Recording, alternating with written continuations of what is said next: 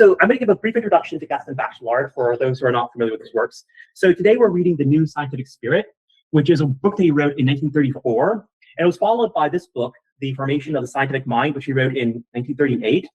And both books are an attempt to argue that the objects of science are not simply found but constructed. They're intellectually manufactured, as it were, by the methods we use to find and discover them and sift through the historical details. And moreover, that the epochs of the history of science are not simply a kind of continuous progression from a basic theory to a more complex one, but rather they develop through a continuous investigation into certain problems that are raised according to a certain frame of mind or a certain model of the world that we use to test our experience. And in a way similar to Thomas Kuhn's structure of the scientific revolution, we encounter certain obstacles in the investigation of the world, which he,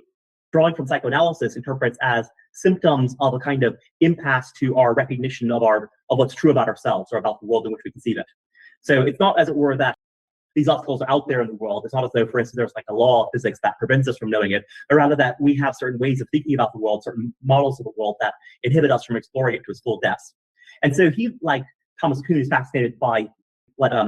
has been described as a paradigm shift between Newtonian mechanics and Einstein's relativity theory. That is, between a way of thinking about the world invested in Newton's theories of motion, in which things move at a constant speed regardless of their place in space, and Einstein's view that there's a relativity of motion whereby things are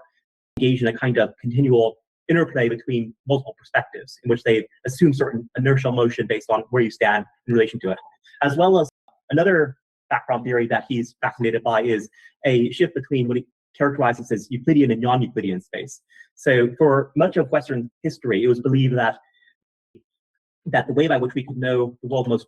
directly and certainly was through a geometric and axiomatic deductions, whereby we could posit certain axioms and then we can construct a model world in which certain conclusions followed of necessity. And Euclid's Elements was considered the prime example of this.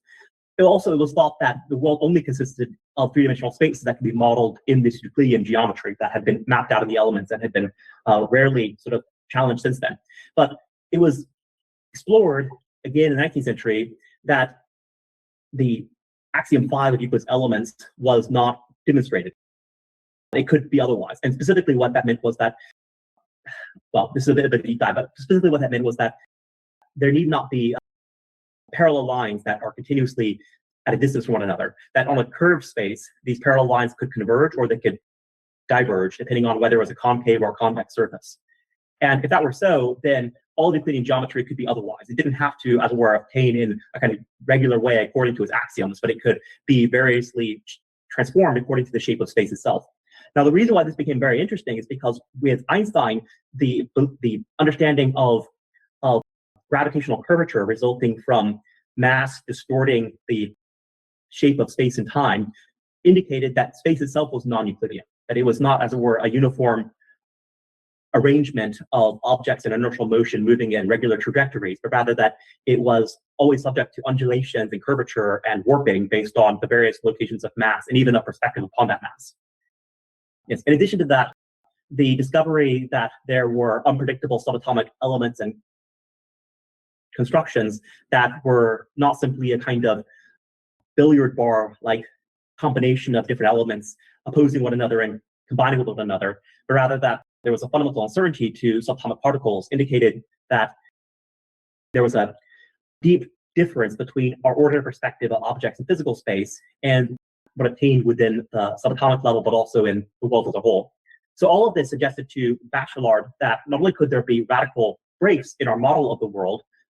but also that the model that ultimate science may show to be true, or that from scientific perspective we might hold to be true, may not be at all like what we observe in our mental space within our own immediate experience. And so this led him to gradually develop two approaches to the history of thought, one which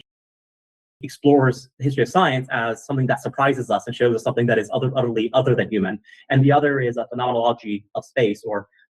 a way of looking upon the world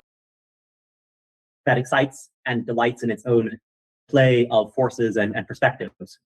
such that there's a kind of truth that obtains for us, but that is not true of the thing in itself.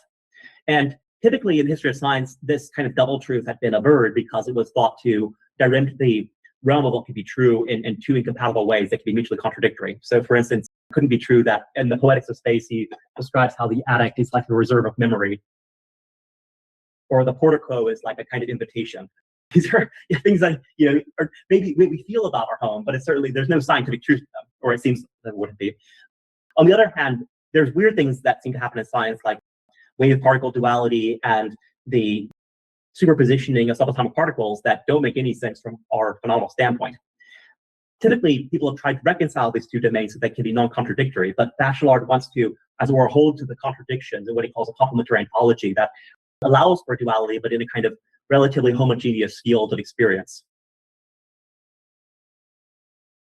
So with that, I just want to say a few things about the influence of Bachelard. So one of the reasons why he's important today is, on the one hand, because he seems to anticipate a kind of challenge to Auguste Comte and Karl Popper, both of whom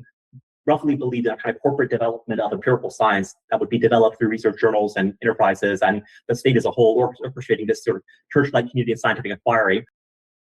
And also, in a way that foreshadows the work of Thomas Kuhn in the structure of the scientific revolution, that argues for this paradigm shift between Newtonian and Einsteinian physics on the one hand, or Euclidean, non-Euclidean geometry on the other, but also in a way that foreshadows the radical challenge to the certainty of science that you find in figures like Paul Feyerabend, who